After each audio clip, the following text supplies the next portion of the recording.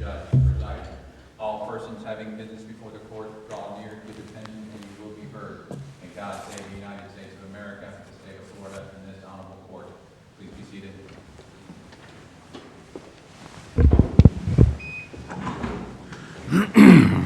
Good morning and welcome to an oral argument session of the 5th District Court of Appeal. As the Marshal indicated, I'm Judge Orfinger, and I'm joined on the panel today by Judge Cohen to my right and Judge Edwards on my left. We have two cases today. Both are criminal cases, although under our new procedures, everybody, civil and criminal, gets 20 minutes per side. So I'll set the clock at 5 minutes for the appellant to know when they're into their rebuttal time, but if you want something other than that, let me know. If you have a cell phone or a computer that makes noise, please silence it so that we don't interrupt the parties when they make their argument. Our first case this morning is Anthony Grant versus State. Whenever you're ready, counsel. May I please the court? Counsel.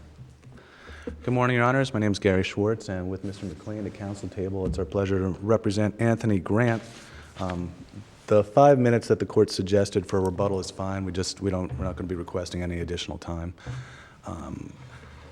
We have 5 issues that we presented in our briefings. I'd like to concentrate, with the court's permission, on the first 3 set forth in our initial brief, 2 of which dovetail pretty nicely together, those being issues number 1 and 2, which really deal with whether or not the voter had in fact been a proper voter of Eatonville who was allowed to participate in the Eatonville 2015 mayoral election. And that dovetails into the question number 2 of whether Mr. Grant had, or whether the court had properly instructed the jury on willful blindness with regards to whether Mr. Grant had utilized willful blindness, or whether he should have known that the voter in fact had not been a proper resident. Are there any cases out there that indicate one way or the other as to whether a candidate or the candidate's agents can rely on the public record, in other words, the voter roll, and does the candidate or his agent have any duty to go beyond the voter roll to determine whether the person is still qualified? Well, none that we found, Judge. We feel that it's actually an issue of first impression, but the fact that the name was provided to Mr. Grant by the people on the Board of Elections is entitled to some deference, and we're not familiar of any additional authority which imposes upon Mr. Grant a duty to investigate any further. But in this case, they determined that the voter, in fact, didn't live there, and they then had to take some action to determine where that voter resided, and it turns out that the voter resided in Rosemont, which is outside of Eatonville. And so then they go there and see where the person is in fact living. Well, Judge, that is true that Mr. Grant made contact with Ms. McKnight in Rosemont, which is adjacent, as the court's aware, to Eatonville. However, Mr. Grant was aware of that one of the procedures by which a person could vote is by utilization of an absentee ballot.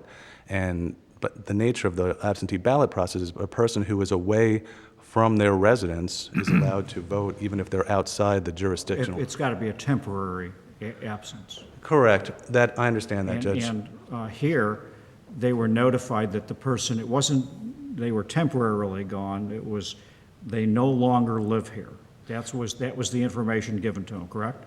Well, my understanding, Judge, based upon my review of the transcript, is that Ms. McKnight stated that subsequent to her stroke, she had been going back and forth between Rosemont and Eatonville, that via her testimony at trial, she testified that she had previously participated in the prior several elections. But that doesn't, I mean, you can participate in elections improperly as we recognized in an opinion that recently came out, but, and so I don't know that that really is the issue. The question that I'm trying to get to is that didn't the evidence establish that Mr. Grant was on notice that she was not living at the address that had been provided by the supervisor of elections?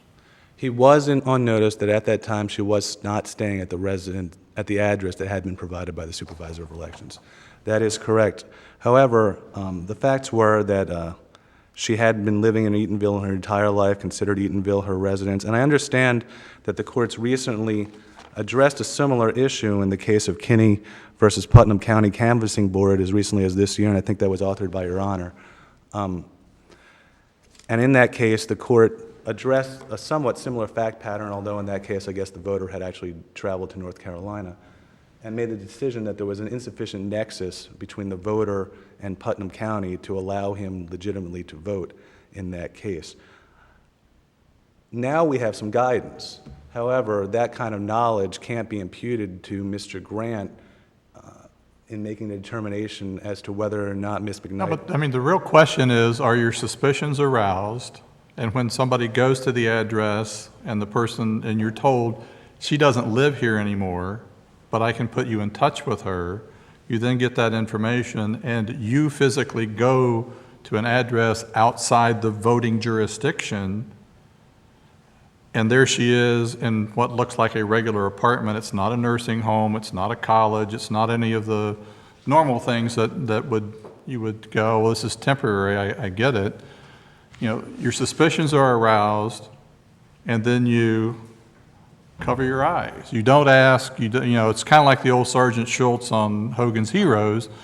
I don't want to know. Nothing, right. I mean, I don't want to know. And that, I mean, here she hadn't lived there for at least 3 years before the election, and it's not that clear to me whether she was in the nursing home in Rosemont for 7 years continuously, or sometime during that 7 years moved back with her sister. But, I mean, it's at least 3 years and could be as much as 10 years. It's not that clear, but it's certainly 3 years.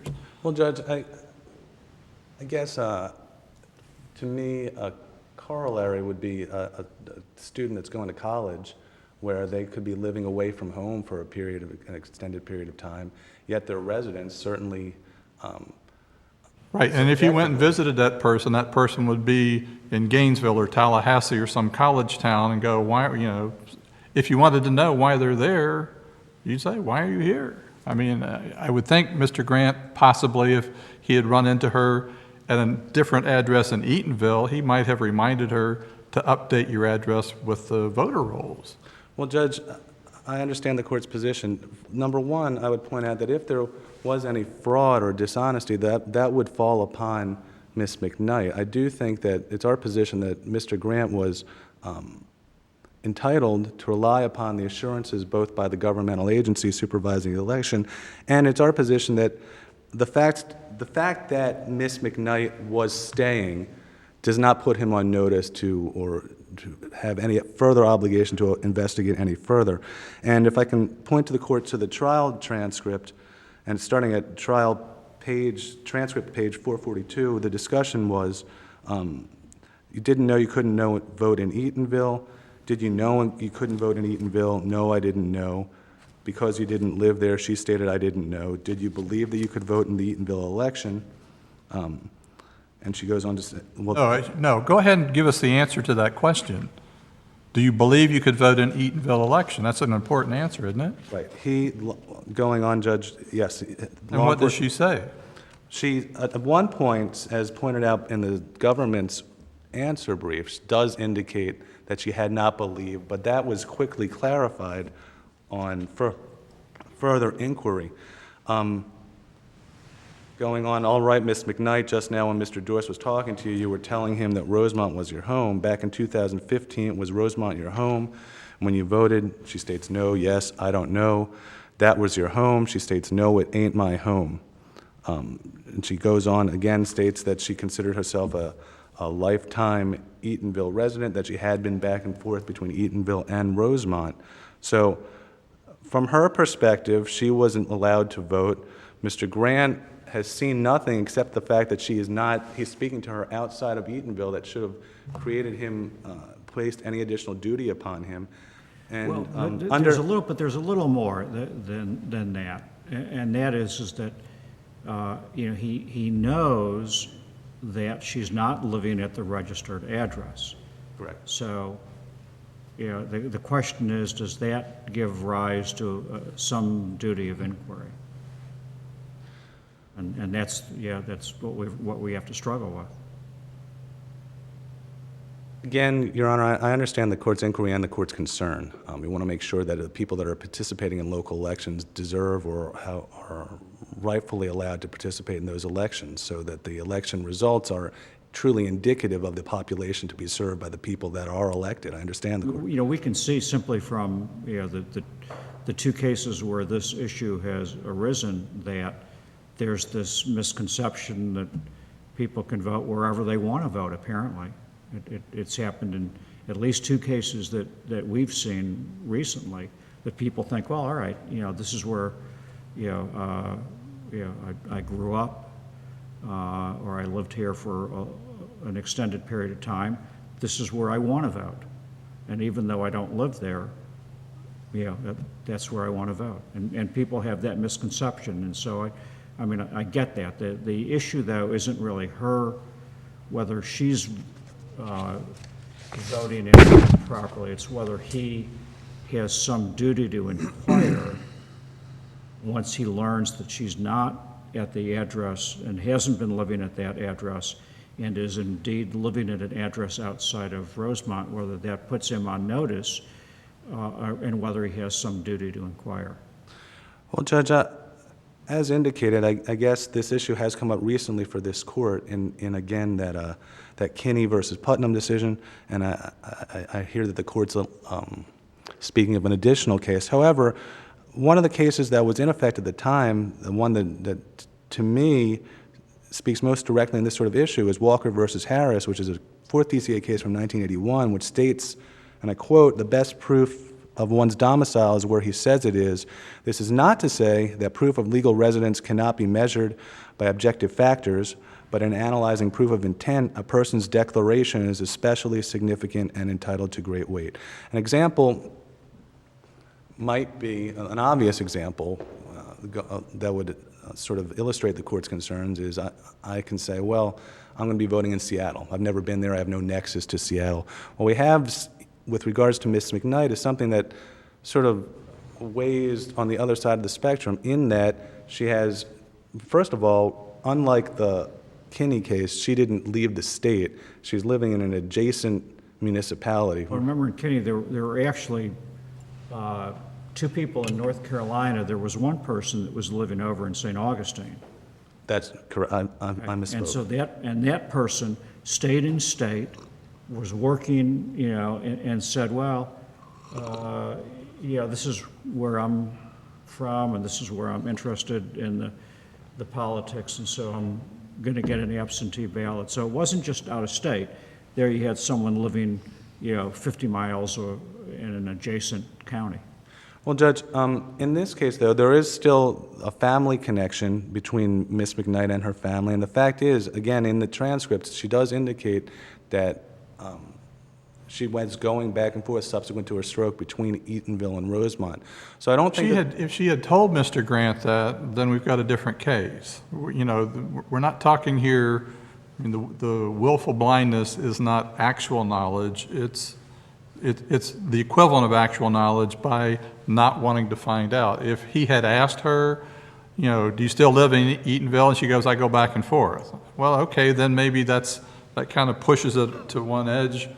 But when you don't ask, and your suspicions are aroused, should be aroused, whatever the right words is, that's what we're struggling with. Well, Judge, I understand the court's concern. I guess our position is that simply the fact that he's speaking to Ms. McKnight outside of Eatonville is not enough to impose upon him a duty to inquire further, and it certainly doesn't rise to the level of willful blindness. But it's not just speaking with her outside of Eatonville. He was informed that she no longer lived at the address where she was registered to vote, and that's a significant fact. and then goes to Rosemont, where she appears. You know, it's not a college dorm, it's not a military base, it's not anything, it's not a nursing home, it's not a hospital, it appears to be a residence. And so he learns that she's not at the place where she's registered to vote, and she's at another domicile. And yet, you know, that didn't raise any concern? Well, Judge, again, it's our position that those facts alone don't give rise to the justification of the issuance of a willful blindness instruction to the jury. There's some case law, Solomon versus State, 126 South 3rd, 1185. That's a 4th DCA case from 2012. It speaks to the fact that this should be given sparingly and only should be given if the facts support an inference that defendant purposely contrived to avoid learning all the facts to have a defense. I just feel that in this case, there are insufficient facts based. I understand the court's position that there is an additional factor, but even with that additional factor that there had been mentioned that she was not at the Eatonville address at that point, that doesn't give rise to the justification of the willful blindness instruction. I'm going to stop because I see I'm right up against the 5 minutes for rebuttal. All right. Thank you very much, Your Honors.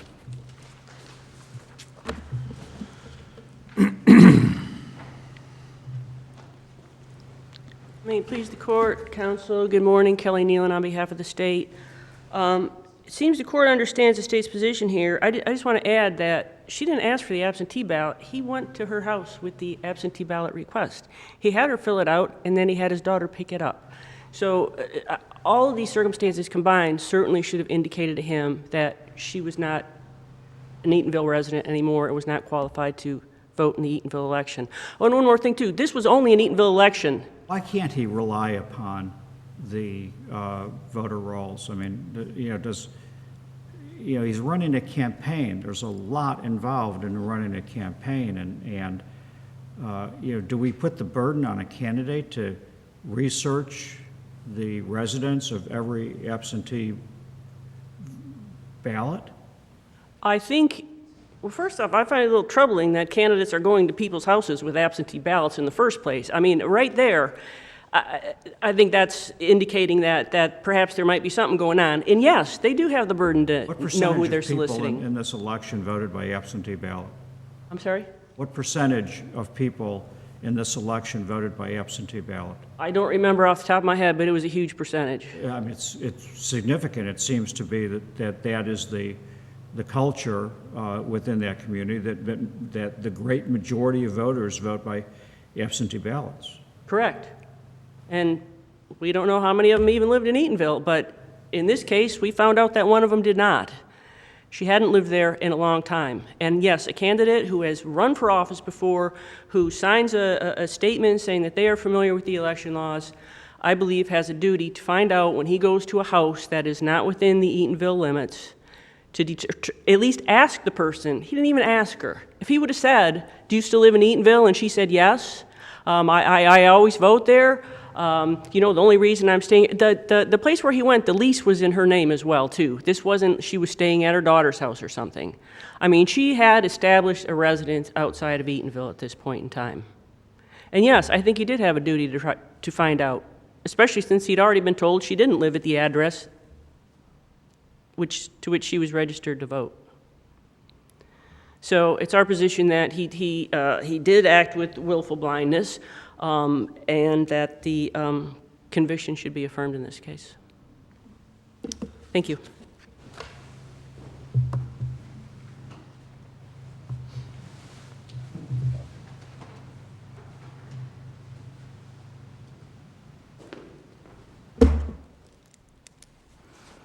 May it please the court? Counsel.